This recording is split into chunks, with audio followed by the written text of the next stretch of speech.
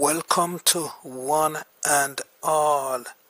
Now, I want to talk about the fake news the mainstream media is pushing about Ethiopia.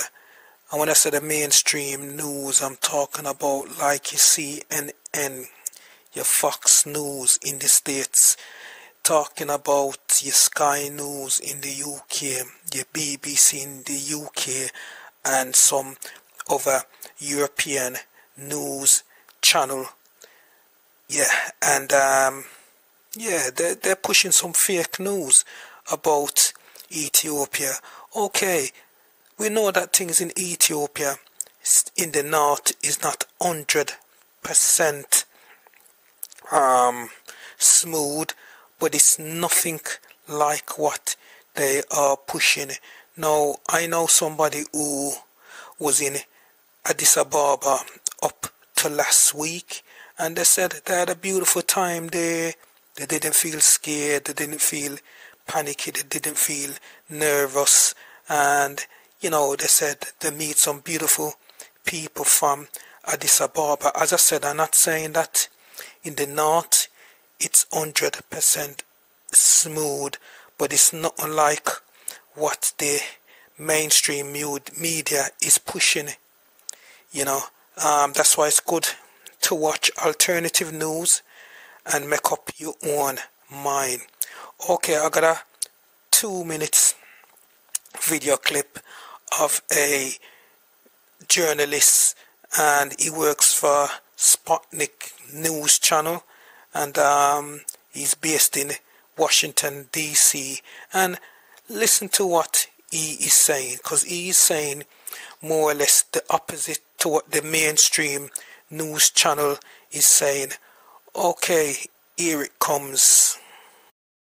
My name is Bob Schlehuber. I'm from Washington, D.C. I work for Sputnik News.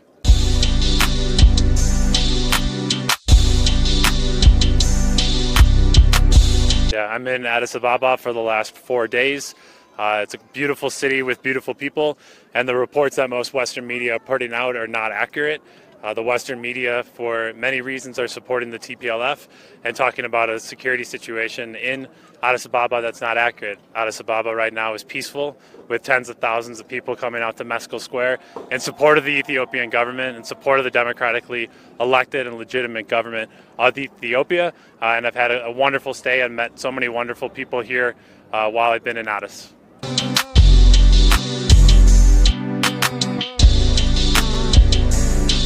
I was in Bahar Dar the last 2 days. In Bahar Dar, it's incredibly desperate and extremely bad. There are thousands of people that have fled from Kombolcha, from Dessie, from as far as Afar. People have walked hundreds of kilometers, and right now they don't have access to food. And it's because of the TPLF aggression that have pushed people to leave their homes, to flee their homes. While I was in Bahar Dar talking to Amhara people, they told me stories of their houses being looted, of people being kidnapped, people being raped and stolen and taken. And it's quite tragic to hear what the TPLF has done to people of Amhara and Afar the last year.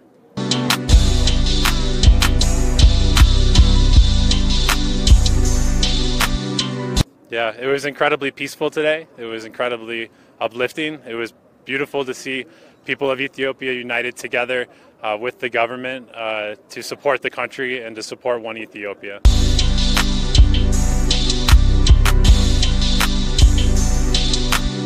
People of Addis are calling for peace. They're not calling for war. I don't think the people of Addis hate the people of Tigray. I think they want there to be one Ethiopia together.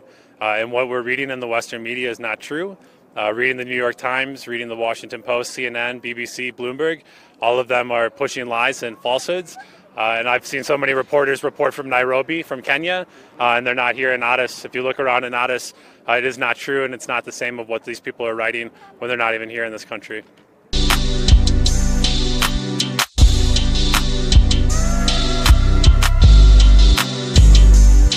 The international community needs to call on the TPLF to put down their weapons, to demobilize, to stop their attack on Amhara, to stop their attack on Afar.